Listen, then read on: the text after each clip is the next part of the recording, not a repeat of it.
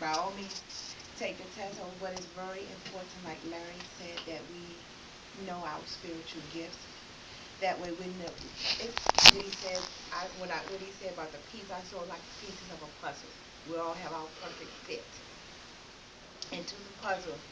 And like he used his join just now for evangelism. That is a form of evangelism. But we can't, like he said, we can't encourage somebody if we mad, got anger, bitterness in our heart.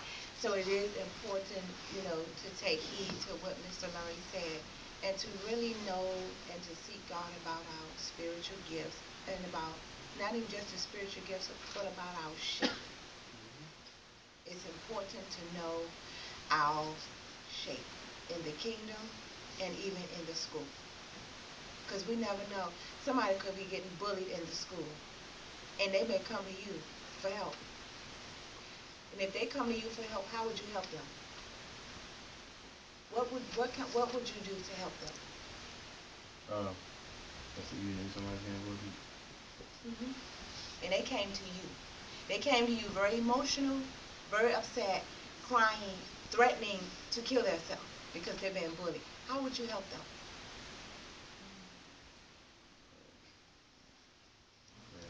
You said prayer?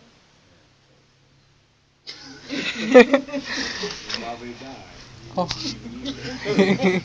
Larry is I don't know. I wouldn't know what to do. So I was just like, pray about it. And then I would like, I would go to God about it because I don't know how they come to a person. Like, I never been in a situation. I would pray about it, and I would just listen to God and follow what God would tell me about But if they told you that they were going home that same day to do it, it. what would you do, or how would you convince that person? I would tell them that Would you say? I care about that person. Sounds like a joke. I tell the person I would care about that person, and that I'm like probably like I would make them feel as though they are needed in some way. They are needed. Like they just can't go. It's kind of a. Go ahead. Okay. I don't want to make a joke of it, Oh. but it's kind of funny what I would do because I work in a practical sense. Mhm. I would tie the person up. Like I would restrain them from going anywhere until I'm serious. I'm just being honest. Like if they said they were going to kill themselves right then and I couldn't stop them, I know words. I had no words. I would physically have to restrain them if I could. That's what I would do. I mean, if it came knocking them down, whatever. Only because I know how serious it is about killing yourself. And I'm being serious. Like I'm not taking it lightly at all. I'm not making a joke about it.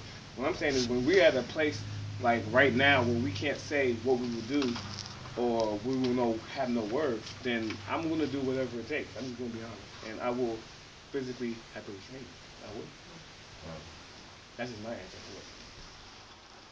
I'm very You know hands what I on. saw, Larry? I saw myself taking them, putting them in the car, taking them to my Yeah, house. that's what I'm saying. Like I'll have to do something like a physical. It would have to be a physical response to it if you had no words. It would. It's not, it is that serious for me. For suicide, oh yeah.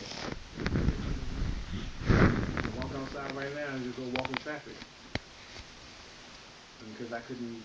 I didn't want to put my hands on you and stop you and then talk about it later. Because sometimes that's what happens. After you get out the moment, you don't want to do it no more. I'm just saying, being real, being spiritual, but being realistic. Because I know the spiritual thing about suicide is how deep it is. Like there's no coming back from that. So that's not something I would let somebody go into lightly at all. There's a question on here, number 24. I find that I often put myself in someone else's shoes. Now, with that question being asked,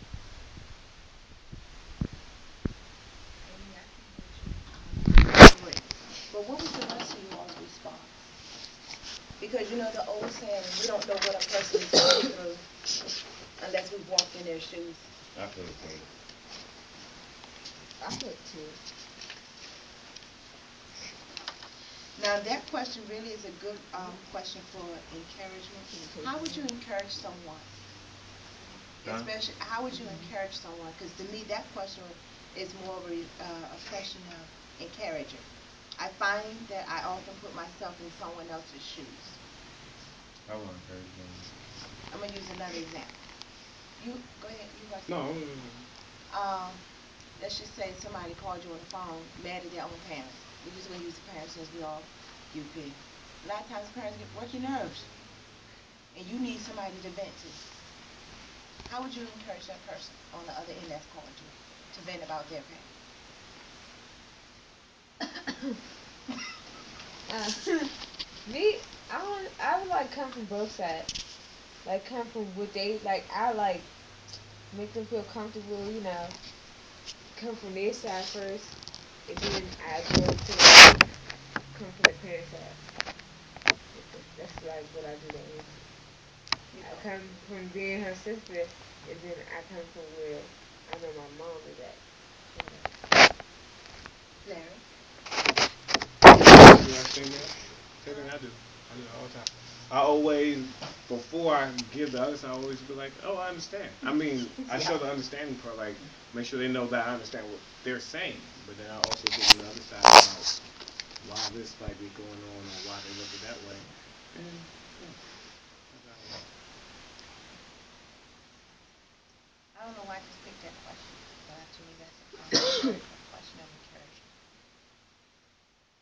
But it's important that we, learn our shape and know our shape. Because it's going to be tested. It's going to be tested. And not when you become an adult. It's going to be tested now.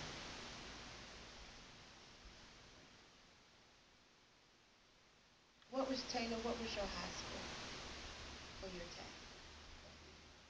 Which one did you get the highest Um, Prophecy or Impress Story. pastoral Yeah. and prophecy? You said you didn't agree with that? Not yet. Brittany, Um,